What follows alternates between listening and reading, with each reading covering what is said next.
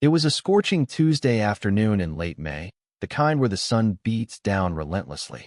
I was tending to my vegetable garden, a personal haven of organic produce I'd nurtured for 3 years, when a loud crash shattered the calm. A sharp yelp followed from the other side of my privacy fence. Setting down my watering can, I sighed and went to investigate, already suspecting the source. Sure enough, there was Margaret Hensley, the HOA president of Willow Creek, sprawled on the ground next to a toppled ladder. Her bright floral dress was hiked up, revealing scraped knees. "Nathan Carter," she shrieked, spotting me. She struggled to her feet, pointing an accusing finger. "I know you're hiding something illegal behind that fence. It's too tall for HOA rules." Her voice carried like a siren, meant to draw attention from anyone home at 2 p.m. on a weekday. I kept my cool, though her audacity burned me. "Margaret, you're trespassing. It's a vegetable garden. The fence is exactly the height allowed by HOA bylaws, which I've studied. Do you need a doctor, or can you manage?" My tone was even, but I couldn't hide a slight smirk as she brushed dirt off her dress. As she limped away, I caught her muttering, "Mom was right. Without control, it's chaos." The comment struck me as odd, but I let it go as she hobbled down the street, already spinning her victim narrative. Welcome to Willow Creek, where petty power plays are a neighborhood sport. Margaret thought she could bully every resident into submission, but she had no idea who she was up against. I'm not your average neighbor, and this story will have you laughing and shaking your head. Drop a comment. Where are you reading from? Let's see who's in on this drama. Back inside, I pulled up the neighborhood security system on my computer. Few in Willow Creek knew I designed the entire network of IoT sensors monitoring the community. By trade, I create smart home and community systems, but I keep a low profile, dodging HOA meetings and socials. Privacy matters to me, both professionally and personally. I accessed the camera feed and rewound to Margaret's fall.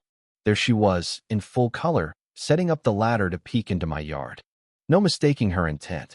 I saved the footage, sensing it'd be useful.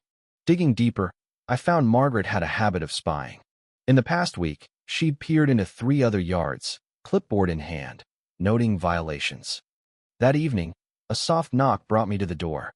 It was Lillian Brooks, my 60-year-old neighbor from across the street, holding a plate of cookies. "Saw the Margaret show today," she said, eyes twinkling as I invited her in. She's been a menace since taking over the HOA 3 years ago. Her husband left her over her control issues. Word is, her domineering mother raised her under a microscope, and now she's doing the same to us. Lillian sat at my kitchen island, sipping iced tea. "Between us, Nathan, someone needs to stop her. She's driving everyone nuts with her nitpicking. Last week, she fined Sarah Miller for hedges 2 inches too tall. Sarah's a single mom with 2 jobs. She doesn't have time for that nonsense." I nodded, unaware Margaret was targeting others so aggressively. I've tried staying out of her way, but she's fixated on me, I admitted. Lillian studied me. Avoiding conflict just emboldens bullies like her. She preys on those who won't push back.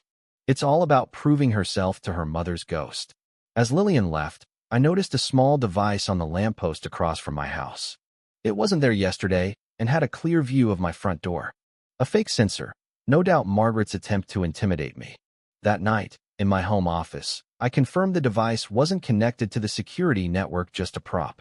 But its presence irked me. It was Margaret's declaration of war. Leaning back, I smiled. "Want to play, Margaret? I built this system." I sipped my coffee, already planning my next move, unaware she was plotting something far dirtier. The next morning, a neon yellow HOA violation notice arrived, citing excessive privacy measures and demanding a backyard inspection within 48 hours. Margaret's signature sprawled across the bottom in aggressive cursive. I filed it away, knowing documentation would matter if this escalated. That afternoon, my security system flagged movement near my fence. The camera showed a man in a cheap suit and hard hat, Ronald Hayes, Margaret's landscaper friend, poking around my fence line, taking notes. No official inspector, just her lackey. When he tried my gate, I remotely triggered the sprinklers. Water sprayed, sending him scrambling, his clipboard raised, shoes sinking into mud. Through my window, I watched him retreat, cursing. That evening, I hacked into Margaret's fake sensor. It hid a recording device capturing audio from a surprising Ranhea clear privacy violation. Digging into the neighborhood's sensor network, I found she'd been recording residents for months, collecting private conversations to use as leverage. The next morning, I spotted her watching my house from her car, binoculars poorly hidden behind a newspaper. Instead of confronting her, I sent an anonymous email. Stop recording your neighbors. It's illegal, and someone knows. 20 minutes later, my doorbell camera caught her frantically checking the sensor, panic in her movements. Later, I ran into Jake Olson, the neighborhood maintenance worker, fixing a sprinkler in the park. Heard Margaret's after you, he said. She's got me working double shifts for no extra pay, threatening to report me if I don't obey. Last week, she made me repaint her porch for free, claiming it's community property. As I walked home, Sarah Miller was in her yard, measuring her hedges with a worried look. Nathan, right? Margaret fined me for hedges 2 inches too tall. I've got 72 hours to fix it or pay $100. I'm a single mommy, can't deal with this. That night, through Margaret's office window, I saw her staring at a photo of an older woman, likely her mother, her posture tense, as if arguing with the image. The next morning, flyers appeared, warning of suspicious activity at my address. No specifics, just vague insinuations to turn neighbors against me. I crumpled one, my temper flaring. In my office, I shouted, "Enough!" But after a few breaths, I calmed. Margaret was escalating because she felt threatened. I returned to my computer, ready to fight back, unaware a letter was coming that would upend everything. The next day, my phone buzzed with texts and calls. Overnight, Margaret had spread new flyers claiming I was running an animal breeding operation at my address, citing strange noises and odors. I don't even own a pet. The absurdity stung, and the isolation hit hard as neighbors avoided eye contact. Only Lillian offered a supportive smile from her porch. Doubt crept in. I'd moved here for peace, not war. But running would let Margaret target someone else, like Sarah. I resolved to document everything: flyers, fake sensors, illegal recordings, and baseless notices. That afternoon, Sarah knocked, looking shaken. Margaret fined me $300 for my hedges, saying I was defiant for trimming them myself. She threatened a lien on my house. Her hands shook as she showed me the notice, which lacked required board signatures. It's not enforceable, I said. She's banking on you not knowing the bylaws. Sarah relaxed slightly. Lillian said you're gathering evidence. Can I see? Over the next hour, I showed her the recordings, the video of Margaret threatening an elderly resident over a flag, and the fake notices. Sarah's shock turned to anger. She told everyone you're dangerous. I worried about my son near your house. I'm sorry I believed her. A formal HOA meeting was called to discuss my violations in 2 days, signed by Margaret and her board allies. That night, my security system flagged movement. The feed showed Jake Olson by my fence, holding up a USB drive to the camera. I met him at the gate. Margaret's watching, he whispered, handing me the drive. This is community center footage she doesn't know I have. It's bad. The footage showed Margaret lying to the board about me, claiming complaints and animal control calls all false. It also showed her accessing HOA financial records late at night. The morning of the meeting, my sensors detected movement. Margaret was back, ladder in tow, with shears and a camera. Hours before accusing me publicly, she was trespassing again. I recorded as she climbed, aimed her camera at my garden, and then the ladder wobbled on uneven ground. She screamed, falling hard, clutching her leg. Concern flickered, but before I could act, she hobbled away, face twisted in pain and rage. 3 hours later, police arrived. Mr. Carter, Margaret Hensley claims you booby-trapped your property, causing her to break her leg, an officer said. Anger surged, but I stayed calm.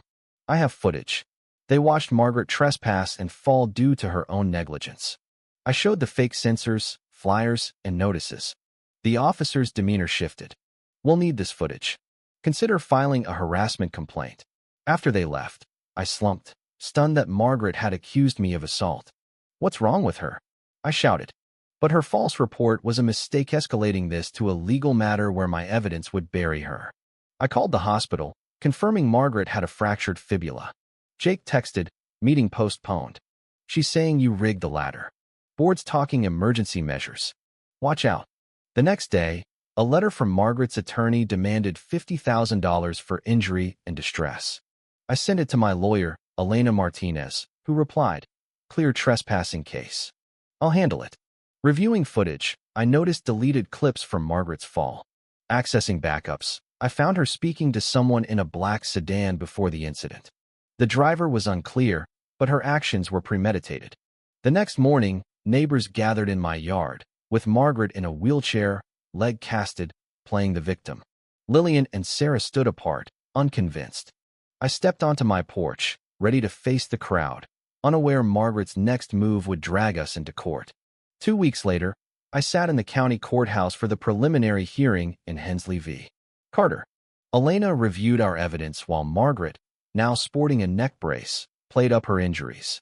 Her lawyer, a flashy man in an ill-fitting suit, painted me as a hostile recluse who destabilized the ground near my fence. Margaret dabbed her eyes theatrically. Elena countered with the footage of both latter incidents, showing Margaret trespassing. The courtroom hushed. "This is an attempt to weaponize the legal system," Elena said. Margaret's lawyer claimed my footage was altered, producing a video showing her falling on the sidewalk. It was clearly fake shadows and metadata screamed manipulation. Elena requested a forensic analysis. The judge warned Margaret about falsified evidence. Outside, Margaret hissed, "This isn't over, Nathan. I've got this neighborhood's trust, not you." I raised an eyebrow. "It's not over, Margaret. Not by a long shot." That evening, Jake, Lillian, and Sarah met at my house.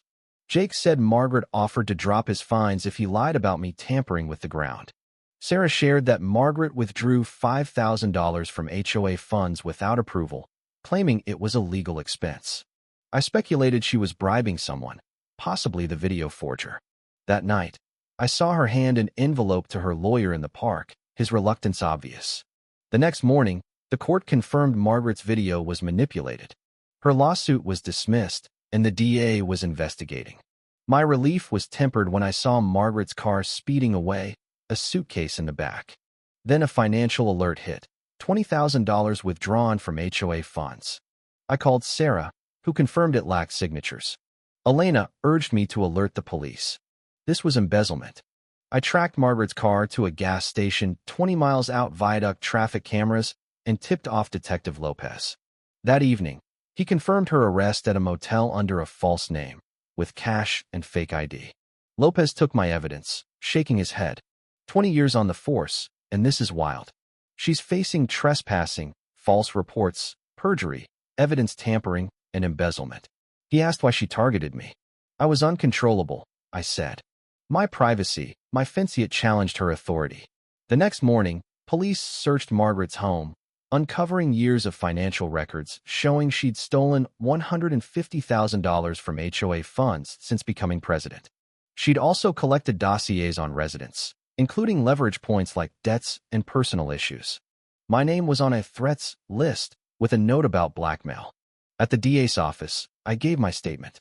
The assistant DA thanked me, saying the evidence ensured multiple felony charges. Relief mixed with sadness for Margaret's unraveling life. At an emergency HOA meeting, the interim board detailed her crimes. Neighbors apologized for believing her lies, and Sarah suggested I advise on securing the HOA's systems. I laughed at the irony, but agreed to help. Margaret's public apology came a week later.